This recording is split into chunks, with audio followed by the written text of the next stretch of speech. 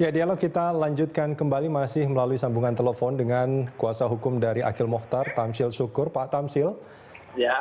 Ya, upaya hukum sedang akan diupayakan, akan banding ya. Pak, Ya. dari Anda sendiri, dari kuasa hukum sendiri, apa rekomendasinya buat Pak Akhil? Gimana? Rekomendasi Anda terhadap Pak Akhil Mokhtar apa terhadap banding ini? Ya, yang jelas begini ya, ini kan dari beliau sendiri kan nyatakan sikap banding ya. Kami kuasa hukum kan harus menjalani itu, ya kan? Dan apa yang akan kami kemukakan nanti, tentu kami akan setelah mendapat putusan resmi dari pengadilan tipikor, sehingga apa menjadi pertimbangan-pertimbangan. Kemarin kan sudah dibacakan, tapi kan itu kan kita kan tidak mencatat secara detail gitu. Nanti setelah kita mendapat putusan baru kita tahu di mana sih mana pertimbangan majelis hakim yang menurut kita tidak sependapat. Mana pertimbangan majelis anggota majelis yang dissenting. Kita kan akan lihat dari segi.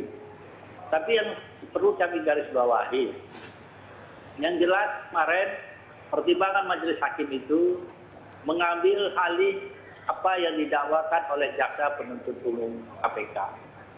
Itu. Jadi mengambil alih semua pertimbangan. Sementara fakta-fakta persidangan kan ada. Ya. Tapi sekali lagi saya jelasin, kami harus menghormati putusan itu dulu. Ya kan? Ya. Kami sebagai seorang kuasa hukum dari Pak Akhil yang berprofesi sebagai seorang advokat harus menghormati itu. Tapi kami akan melakukan upaya hukum yang diberikan oleh undang-undang kepada kami untuk melakukan upaya hukum. Pak Tamsil, Anda dari tadi mengatakan fakta persidangan yang tidak diambil sebagai pertimbangan hakim. Fakta persidangan apa sebetulnya yang harusnya meringankan Pak Akhil? Begini, Mas Yan, kan gini ya. Kami ini kan soal putusan ya. Soal putusan kami tidak etis lah ungkapkan di sini. Oh. Tapi akan kami ungkapkan nanti di dalam memori-memori kami. Gitu. Itu. Kami berpendirian seperti itu. Gitu. Jadi dalam hal ini kami yang menghormati aja putusan pengadilan. Ya, jadi apa fakta persidangan yang meringankan Pak Akhil itu apa? Ya kan faktanya kan masih ada fakta misalnya kan.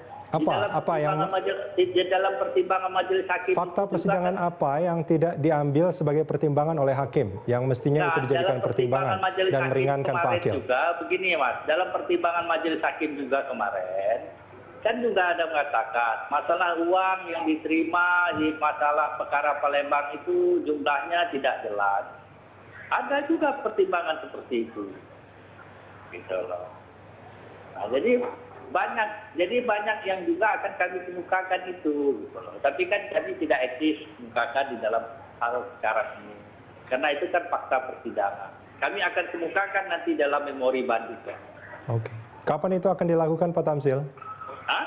Kapan akan dilakukan?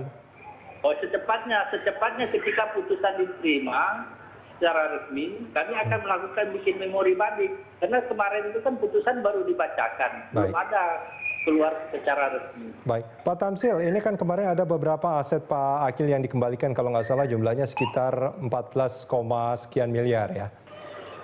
Sebetulnya, itu jumlahnya baru berapa persen dari jumlah aset yang disita oleh KPK?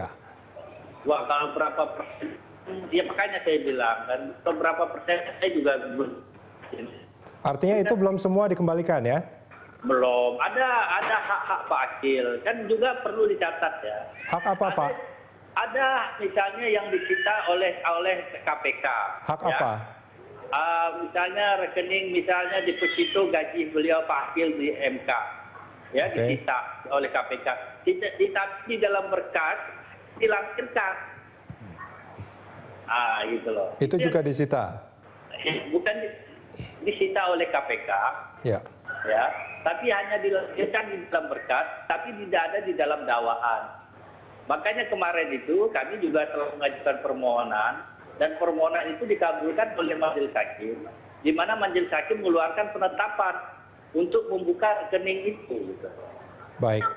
Itu di luar putusan. Karena itu dianggap tidak ada hubungannya dengan kasus ya? Iya, tapi disita oleh di KPK. Nah, makanya pengadilan mengeluarkan penetapan. Masih berapa banyak aset Pak Akil yang masih disita oleh KPK, Pak? Gimana? Masih berapa banyak aset Pak Akil yang masih disita oleh KPK? Saya secara persis jumlahnya nggak ingat. Tapi ada berapa yang sudah di luar putusan loh, maksud saya. Di luar putusan Ya. ada yang disita oleh KPK itu dibuka oleh majelis hakim melalui penetapan. Jadi Baik. itu tidak menunggu putusan. Ya. Tapi di dalam putusan ada juga berapa harta Pak Akil itu dikembalikan kepada Pak Akil. Tapi itu kan di dalam putusan belum bisa dilakukan apapun. Gitu. Anda, ya, Pak Tamsil, Anda kuasa hukumnya tidak tahu berapa jumlah aset Pak Akil yang disita? Jumlah aset Pak Akil yang disita kalau tidak salah termasuk CP. Berapa, Pak? 160 miliar. 160 miliar, yang dikembalikan hanya 14,2 miliar, ya masih banyak sekali yang masih disita. Pak Tamsil, ya, kenapa Pak Tamsil? Enggak, kalau jumlah yang dikembalikan pun saya belum, Baik. jumlahnya nggak tahu persis, Mas. Karena Baik. itu kan kita belum ini. Baik, Pak Tamsil, kita akan sambung ini di segmen berikut.